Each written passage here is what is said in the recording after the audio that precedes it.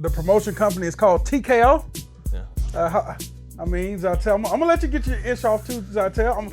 No, he ain't getting no ish off. Don't stretch out. What do you mean? We about to get up out of here. He can talk about Dana White. Talk about Dana White. How much you respect Dana White? Talk about all of them. TKO formed.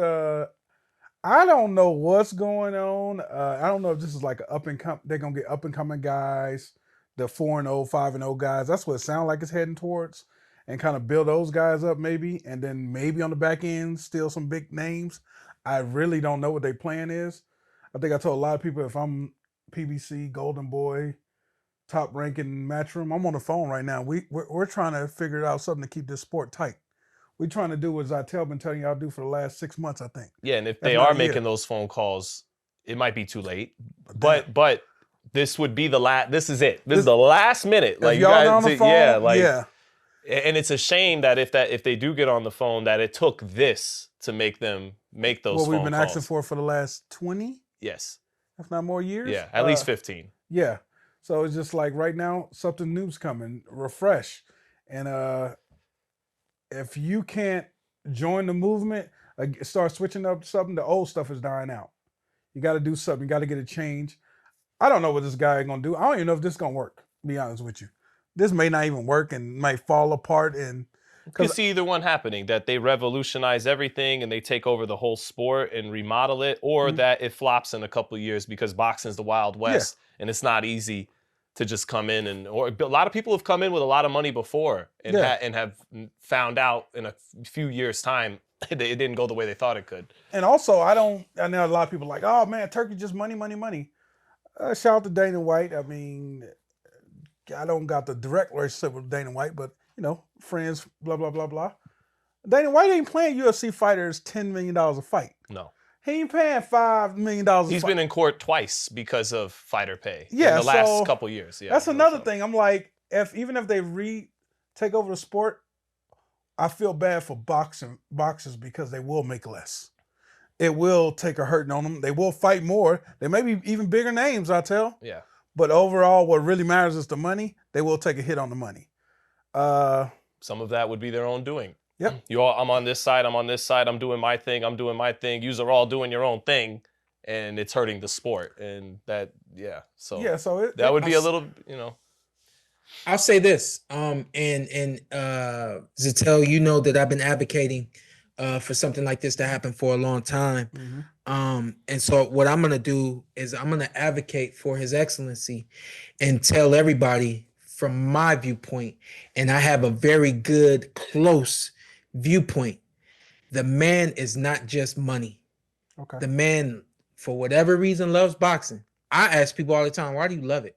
Like, because it just doesn't make sense to me, especially when you are someone of that caliber, to have the kind of admiration towards boxing and fighters the way that he does is to me has become amazing, because I, like most people, would think that, oh, he's just a kid in a toy store and he's picking what he wants and he's paying for it, and so he's getting what he wants.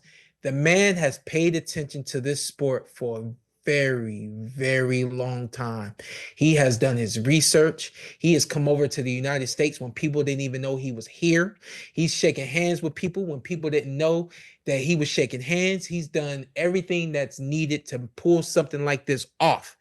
And furthermore, beyond that, I have somebody even closer to me that told me, like, yeah, he came in and he told us that our broadcast was all wrong and we needed to change our broadcast.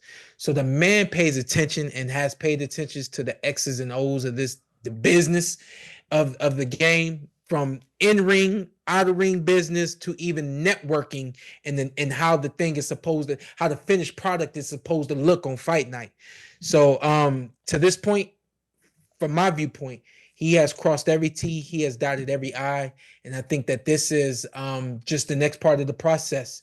And I think that boxing is going to benefit from it, because this is something that boxing has needed for a very long time. Everybody's been asking for it. Mm-hmm. Yeah. Just because it's not coming the way that you expect it to come, don't mean it ain't going to work. Just because it's not coming in the package that you expected it to be in, don't mean that it ain't a good package. Be patient, and let's just see what happens.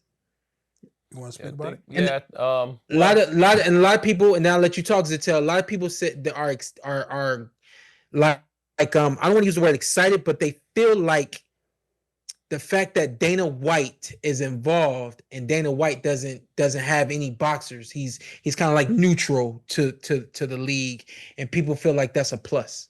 What do you think about that, Zittel? Man, this is tough because I want to try and wrap it up as quickly as I can, and I haven't actually posted on my channel in a couple of days because I think this is maybe as big a news as there's been in boxing since I've been in boxing, about 15 plus years now. And I've just been deliberating on it and trying to be fair and trying to weigh in what could potentially be this huge shift. And like on a personal level, I don't like it really. Not a huge fan of Turki Alalshikh and the fact that I could, they use the sport to further their Vision 2030 and a lot of the Saudi Arabian government ideals, but that's just me. People don't care about that. Fans are fed up with what boxing has been in large part the last 15 years. It's been like pulling teeth to make fights happen that they want to see. But at the same time, UFC and Dana White have increasingly struggled with this too. John Jones, I don't even know I don't watch mixed martial arts, but even I know John Jones ducked the Francis Ngannou fight, and Dana White, for all his bluster, he didn't deliver that fight. Francis Ngannou had to go to boxing to make that kind of money. And then this fight now with Tom Aspinall, he hasn't delivered on it. And UFC is a well-oiled machine while boxing is oftentimes dysfunctional. So Dana and the Fertittas have done their thing, and Ari Emanuel, they've done their thing. I give credit where it's due. But they're not peaking right now in terms of marketability. They're running into a problem boxing has, which is a lot of these Eastern Europeans with hard names to pronounce that are tremendous fighters are beating the more recognizable names and faces and backgrounds that fans are used to. So boxing, I think, with Gervonta and Ryan has the most recent, I could be wrong, but I think boxing actually has the most recent million-plus pay-per-view fight, not the UFC. And the UFC, as it's drifted away from the Conor McGregors and the Ronda Rouseys and the George St. Pierres have retired, they're struggling to move the needle like they once did. So, yeah, but you're kind of getting, and then even, boxing's had unsavory characters at the top forever. I mean, racists hosted they brought Jim Jeffries out of retirement to beat Jack Johnson, to get the Great White Hope. In the 50s and 40s, the Mafia with Blinky Palermo, they ran the IBC, like it's PBC, it was called the IBC back then, and they had the racket on Madison Square Garden and all the fighters there. But at the same time, I mean, Dana White, he was dapping up Andrew Tate last night. I mean, this dude is accused of trafficking minors and all kinds of fucked up shit. I mean, so forgive me, Sean, I'm sorry. And then Turkey. No, I didn't know. Yeah. Let's wrap. Yeah. I didn't know. Let's wrap it up. Yeah, dog. Anyway, to wrap it all up, so I'll condense it into this. Despite all that, and despite Dana once for a long time being the antagonist to boxing, belittling boxing to build UFC, and despite Turkey and his background, fans don't care about all this stuff I'm talking about. They want to see a well-oiled machine. They want to see a consistent, high-quality product.